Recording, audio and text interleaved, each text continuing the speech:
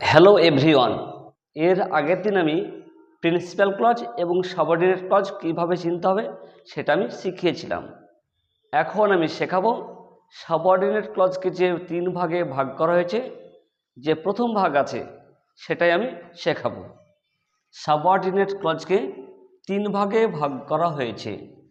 1 নম্বর noun বা nominal clause, 2 relative বা adjective clause, 3 adverb বা অ্যাডভার্বিয়াল ক্লজ। এখন আমি শেখাবো নাউন বা নমিনাল ক্লজ। এই ক্লজ করতে হলে WH, ইফ, হোয়েদার এবং দ্যাট দিয়ে যুক্ত করতে হবে। মনে রাখবে, রিজন বা কারণ বোঝালে হোয়াই হবে, টাইম বা সময় বোঝালে হোয়েন হবে, মিন ওয়ে এইভাবে সেইভাবে মানে উপায়, উপায় বোঝালে হাউ হবে। এবার এক্সাম্পল দিচ্ছি, তোমরা দেখো। Tell me the time he went to play. বলো আমাকে সময়টি সে খেলতে গিয়েছিল। এইখানে ফলো করো, বলো আমাকে সময়টি, এই যে সময়, সময় বোঝালে কি হবে? এই যে লেখা আছে টাইম বলতে সময়, বোঝালে হোয়েন হবে, হোয়েন কোথায় হবে? এই যে টাইম আছে না, দ্য টাইম, এই টাইমটা উঠে গিয়ে হোয়েন হবে। তারপরে এই যে এই বাক্যটা আছে এটা লিখে দিতে হবে, হি ওয়েন্ট টু প্লে। কোশ্চেনের মানে কি আছে দেখো, বলো আমাকে সময়টি সে খেলতে গিয়েছিল। আর অ্যান্সারের মানে হচ্ছে বলো আমাকে কখন সে খেলতে গিয়েছিল। এই কখন বলতেই এই সময়টি। এখানে দুটো ক্লজ আছে, টেল মি বলো আমাকে, আর সে গিয়েছিল খেলতে, এই যে গিয়েছিল এটাও ফাইনাইট ভার্ব, টেলও ফাইনাইট ভার্ব। এখানে দুটো ক্লজ আছে, দুটো ক্লজের মধ্যে কোনটা কোন ক্লজ? এই যে হোয়েন আছে না, লিঙ্কার, হোয়েনের পর থেকে যেটা থাকবে সেটা সাবঅর্ডিনেট ক্লজ। এটা নাউন ক্লজ ঠিকই, আমরা সাবঅর্ডিনেট ক্লজ বলতে পারি, কারণ নাউন ক্লজ সাবঅর্ডিনেট ক্লজেরই তো ভাগ, তাহলে সাবঅর্ডিনেট ক্লজও বলা যাবে।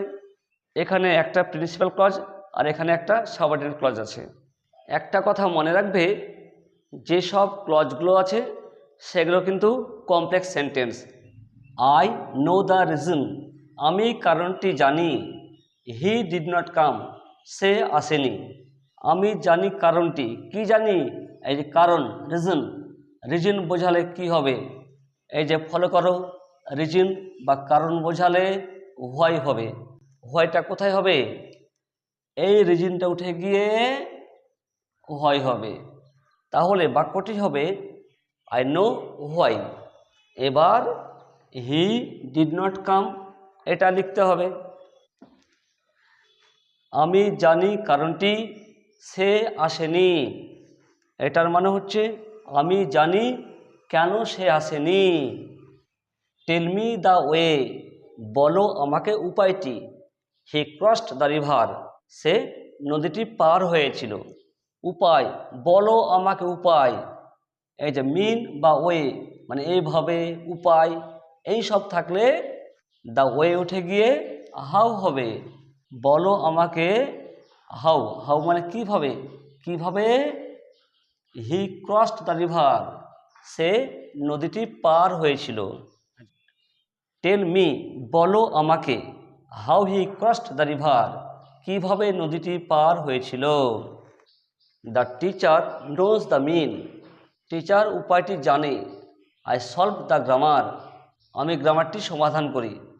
দ্য মিন, মিন মানে উপায়, মিন উঠে গিয়ে হাউ হবে, হাউ, হাউ মানে কিভাবে।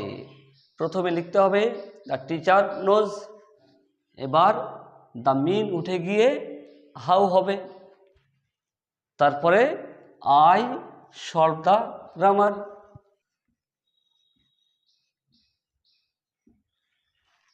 টিচার জানে কিভাবে আমি গ্রামারটি সমাধান করি। He will pass the examination, I know this, সে পরীক্ষা পাস করবে, আমি এটি জানি। এটি জানি, এটি জানি বলতে কি জানি? জানি সে পরীক্ষায় পাস করবে। দিস বলতে এই গোটা বাক্যটাকেই বোঝাচ্ছে। তাই এই দিস উঠে গিয়ে দ্যাট হবে। আর যে বাক্যে দিস থাকবে সেটাই আগে লিখতে হবে। আগে হবে আই নো, দিস উঠে গিয়ে দ্যাট হবে। এবার এ দিস তুলে দিয়ে দ্যাট হবে। দ্যাট বলতে দিস হচ্ছে, দিস বলতে যেটাকে বোঝাবে সেটা এ দ্যাটের পরেই বসবে। তাহলে দিস বলতে এটা গোটা বাক্যটাই বোঝাচ্ছে, তাই এটা দ্যাটের পরে হবে। I know that he will pass the examination. এটার মানে হলো আমি জানি যে সে পরীক্ষায় পাস করবে। এই দ্যাটের পর থেকে যেটা থাকবে সেটা হচ্ছে সাবঅর্ডিনেট ক্লজ, আর দ্যাটের আগে এটা হচ্ছে প্রিন্সিপাল ক্লজ। দ্যাট দিয়ে এটা নাউন ক্লজ হলো, আর নাউন ক্লজ সাবঅর্ডিনেট ক্লজের ভাগ।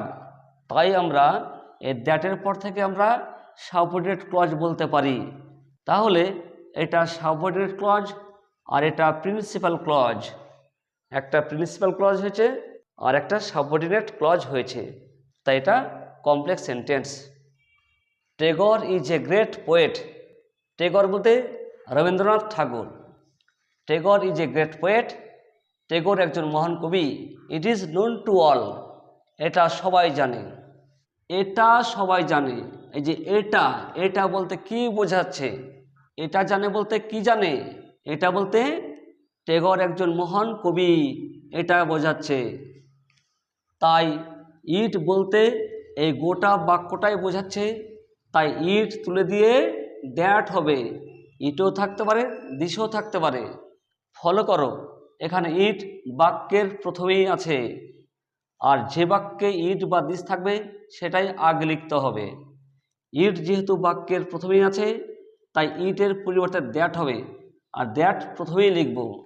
ইট বলতে এই গোটা বাক্যটা বোঝাচ্ছে তো, তাই দ্যাটের পর এটা আগে লিখব।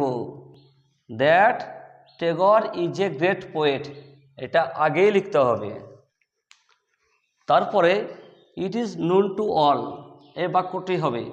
ইট বলতে দ্যাট তো হয়েই গেছে, আর ইট হবে না, এবার ইজ নোন টু অল এটা হবে।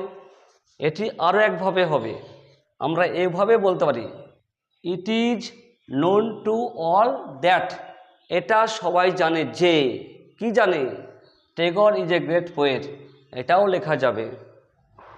ইট is known to all that, এটা সবাই জানে যে Tagore is a great poet, Tagore একজন মহান কবি, এটাও হবে, এটাও হবে।